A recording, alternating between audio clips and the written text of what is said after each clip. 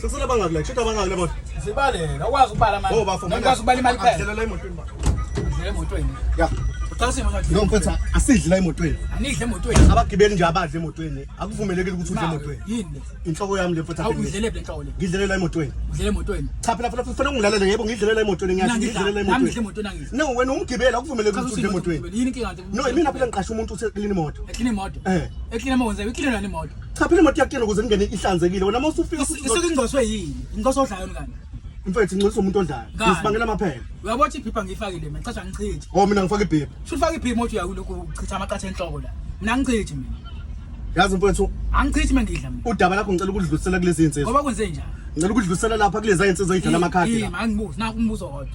Le nhloko udle nini? Ngidlela emotweni. Udlela emotweni. Yeah. Isashisa ngithi.